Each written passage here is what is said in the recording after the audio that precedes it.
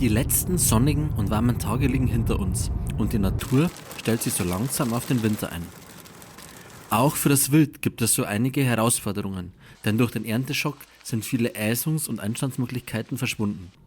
Für uns Jäger beginnt nun eine spannende und neue Jagdzeit.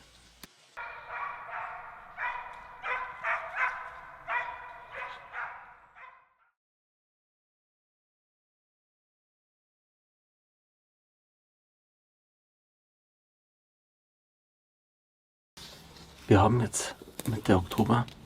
Heute ist eine der letzten Möglichkeiten auf dem Rehbock bei uns in Bayern zu Weidwerken. Und die wollte ich nochmal nutzen, um rauszugehen. Um die Zeit rum fangen wir auch intensiv mit der Bejagung vom weiblichen Wild an. Die letzten Wochen war es relativ warm. Doch man merkt jetzt, dass es rapide mit den Temperaturen nach unten geht. Und aus dem Grund darf ich jetzt langsam wieder meine Winterkleidung rauskramen. Was ich jetzt allerdings ungeachtet der Temperatur im Herbst meistens anhabe, das ist meine Heizjacke. Denn egal ob beim Ansitz oder bei der Drückjagd, bietet die immer die Möglichkeit, nochmal zusätzlich Wärme zu spenden, falls man wirklich auskühlt. Ich habe hier neben mir eine Verengung, die immer wieder von Rehwild heimgesucht wird. Und vorrangig mag ich natürlich an solchen Stellen ein bisschen mein Augenmerk drauf richten. Das erste Stück da oben. Das ist auch noch ein Bock. War ganz zu Beginn auf der gegenüberliegenden Seite zunächst noch ein Rehbock kurz zu sehen, verliefen die darauffolgenden Stunden ohne jeglichen Anblick.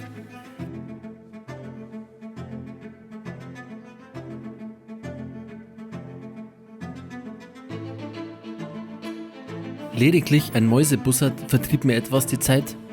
Einer jener Artgenossen, die mir an jenem Tag auf der Fahrt ins Revier meinen Seitenspiegel vom Auto riss. Aber nach so einem Start kann der Abend ja nur noch besser werden. Mit Einsetzen der Dämmerung kam dann die Wärmebildkamera zum Einsatz. Denn ich wollte keine Chance verpassen, an diesem Abend nicht doch noch zum Erfolg zu kommen. Und mit Hilfe von ihr wollte ich rechtzeitig aus dem Wald austretendes Wild erkennen, um mich danach richten zu können. Denn die letzten Tage hatte ich immer wieder bei Dunkelheit Rehwild auf dem abgedroschenen Sojafeld vor mir gesehen. Und es war sicher nur eine Frage der Zeit, bis sie endlich austreten.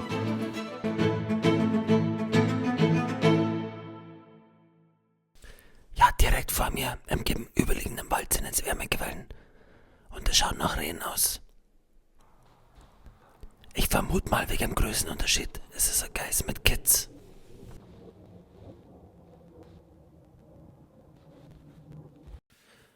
Und schier endlos werden die Minuten. Mehr als eine Viertelstunde konnte ich sie beobachten, wie sie am Waldrand auf und abzogen und das Licht begann immer mehr zu schwinden.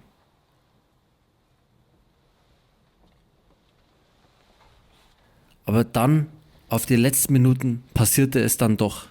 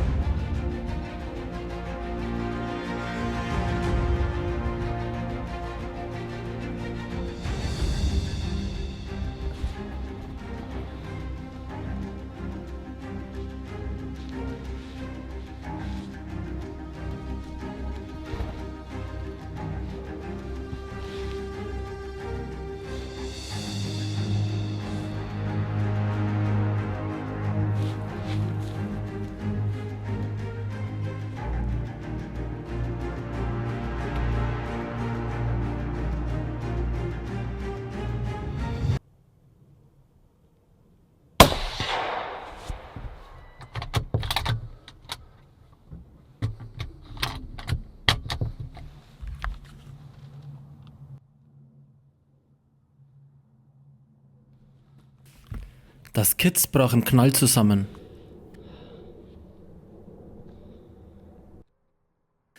Ein wirklich spannender Ausgang hier zum Ende des ersten Tages meiner Woche im Herbst.